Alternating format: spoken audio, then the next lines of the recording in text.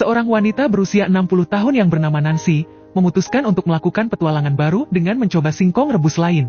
Ia menyewa jasa unik dari seorang pemuda dan melakukan hal yang kita duga di dalam ruangan ini. 2 tahun setelah kematian suaminya, Nancy menunggu seorang pemuda di kamar hotel yang sudah ia pesan. Sementara di kafe seberang hotel, pemuda bernama Leo yang sudah disewa oleh Nancy, segera meluncur ke sana.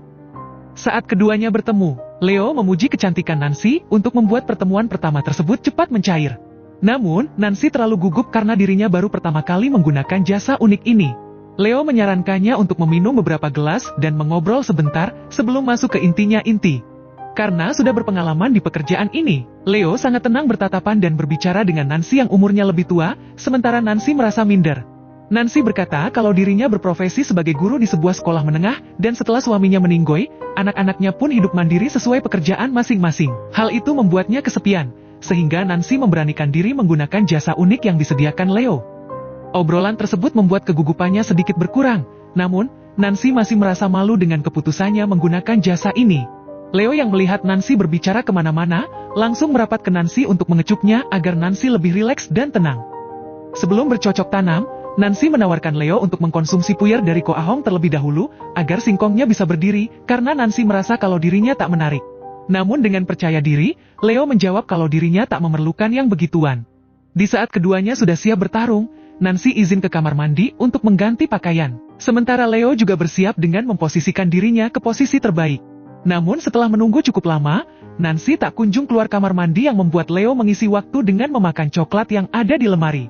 Nancy yang baru muncul dan melihat Leo yang sedang mengunyah coklat, berkata kalau dirinya alergi dengan aroma coklat. Sehingga, Leo memutuskan untuk menggosok giginya terlebih dahulu. Namun setelah Leo sudah membersihkan mulutnya, Nancy mencari alasan lain yang membuat Leo paham kalau Nancy sengaja menunda-nunda karena masih ada rasa takut dengan perbuatan ini. Leo pun meyakinkan Nancy dengan berkata kalau apa yang dipilihnya sudah tepat. Karena banyak wanita di luar sana yang tak berani mengambil pilihan ini, sehingga hidup mereka jadi membosankan. Mendengar hal itu, Nancy menyadari kalau Leo pernah makan bangku sekolah, dan mulai penasaran mengapa Leo memilih pekerjaan ini yang dianggap hina oleh banyak orang. Leo yang tidak tersinggung oleh pertanyaan Nancy, menjawab kalau dirinya nyaman dengan pekerjaan ini, dan senang melihat pelanggannya tersenyum bahagia setelah menggunakan jasanya. Walau mengatakan tak malu dengan profesinya, Leo mengaku pada Nancy kalau ibunya belum tahu pekerjaan sebenarnya, dan berbohong kalau ia bekerja di pengeboran minyak pada ibunya. Leo kemudian bertanya mengenai almarhum suami Nancy dalam hal bercocok tanam, dan dengan tidak antusias, Nancy menjawab kalau suaminya sangat membosankan, dan hanya melakukan posisi yang itu-itu saja selama 30 tahun. Namun, ia juga menyalahkan dirinya sendiri yang tak terbuka dengan suaminya. Nancy lalu bercerita sewaktu dirinya masih remaja, ada seorang pemuda yang lebih tua darinya yang baru dikenal, mengeluarkan singkongnya di sebuah parkiran, namun karena banyak orang yang melihat, keduanya tak jadi bertarung walau Nancy sangat ingin memakan singkong tersebut. Setelah melihat Nancy nyaman bercerita dengannya, Leo langsung mengecupnya dan langsung mengeksekusinya untuk menyelesaikan pekerjaannya. Beberapa hari berikutnya saat Nancy memutuskan kembali menggunakan jasa Leo, ia merasa lebih rileks berkomunikasi dengannya. Bahkan, Nancy sudah membuat 5 kegiatan yang ingin dilakukan pada pertemuan kedua ini, supaya waktu sewa lebih maksimal dipakai dibanding pertemuan pertama. Keinginan yang ada di daftar pertamanya adalah mencicipi singkong rebus. Namun, Nancy sedikit gugup sehingga Leo meyakinkannya untuk melakukan apa yang Nancy inginkan. Setelah Nancy menyadari kalau wanita di luar sana yang terlihat alim melakukan hal yang lebih parah darinya, ia pun dengan yakin memutuskan untuk melakukannya. Namun saat itu HP-nya berdering, sehingga Nancy memutuskan untuk mengangkatnya terlebih dahulu. Putri Nancy menanyakan sesuatu yang tak terlalu penting untuk meminta saran darinya. Setelah menutup telepon, Nancy siap melanjutkan kegiatannya yang terpotong tadi, namun, Leo mengajaknya berdansa terlebih dahulu untuk membuatnya kembali tenang. Nancy tak merasa malu dan gengsi lagi, dengan berjoget menikmati musik yang dimainkan oleh Leo. Namun putrinya kembali menelponnya yang membuat momen tersebut rusak, sehingga Nancy kesal dan memutuskan tidak mengangkatnya. Leo dengan bijak menyarankan Nancy untuk segera menjawab teleponnya, sehingga Nancy pun mengikuti sarannya. Setelah selesai teleponan dengan putrinya, Nancy ingin langsung mencicipi singkong rebus Leo, namun, Leo menawarkan untuk memijatnya terlebih dahulu, agar keadaan lebih rileks. Di saat itu, Nancy merasakan besarnya tangan Leo, sehingga ia meminta Leo membuka atasannya. Ia sangat kagum dengan kebugaran Leo dan membuat Nancy merasa minder dengan usianya. Untuk membangkitkan rasa percaya diri Nancy, Leo membawanya ke depan cermin dan berkata agar Nancy menerima apapun yang ada pada dirinya. Kemudian, Leo berinisiatif untuk memainkan peran murid yang jatuh cinta pada gurunya, dengan berkata hal yang tabu dan vulgar pada Nancy. Namun bukannya merasa nyaman, Nancy merasa jijik dengan dirinya sendiri, dan menyesal sudah menyewa Leo untuk kedua kalinya. Akibat hal itu, Leo menceritakan pengalamannya menangani pelanggan yang lebih tua dari Nancy, sehingga membuat Nancy merasa tidak sendiri, dan menggaskan kegiatan yang tadi tertunda sangat lama. Beberapa hari kemudian di pertemuan ketiga, Nancy tak gugup maupun malu lagi untuk menyelesaikan 4 kegiatan dari catatan keinginannya yang kemarin belum dilakukan. Setelah melakukan keinginan yang kedua di mana Leo bergerak sementara Nancy yang diam, Nancy berkata kalau dirinya masih belum keluar dan memutuskan untuk melakukan keinginan yang ketiga.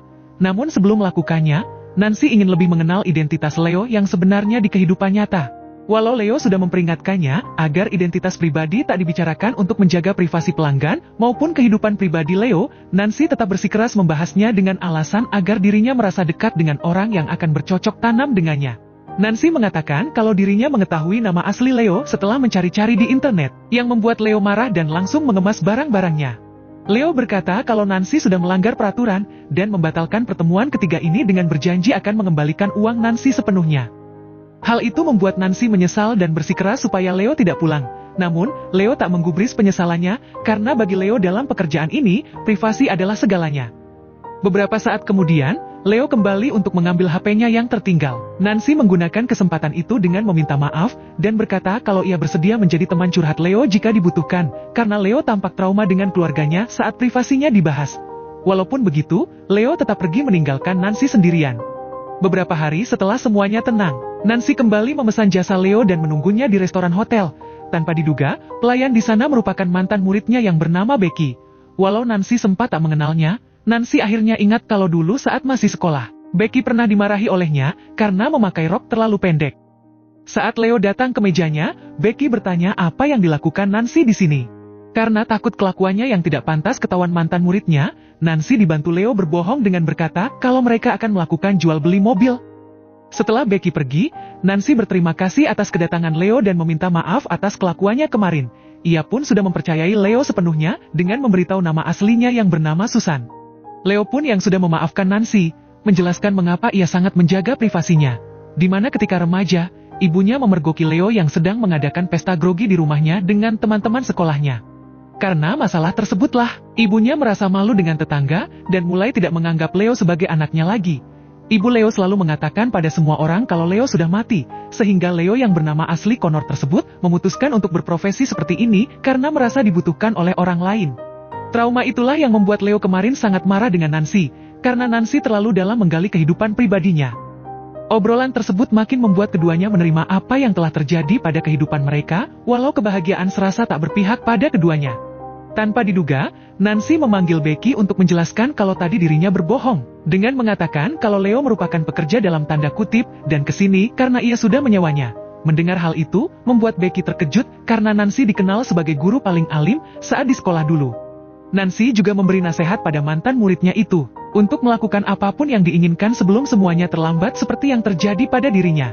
Setelah itu keduanya masuk ke kamar hotel untuk bertarung dengan lepas, dan untuk pertama kali setelah kepergian suaminya, Nancy merasakan berada di puncak Bogor yang membuatnya tersenyum bahagia. Nancy yang semua keinginannya sudah dipenuhi oleh Leo, mengucapkan perpisahan dengan berkata, semoga sukses ke pemuda itu. Setelah Leo pergi, Nancy memandangi dirinya sendiri di depan cermin dengan perasaan bahagia, dan mulai berdamai dengan segala kekurangannya. Terima kasih sudah menonton ya, jangan lupa subscribe jika suka video ini, dan sampai jumpa di alur cerita film berikutnya.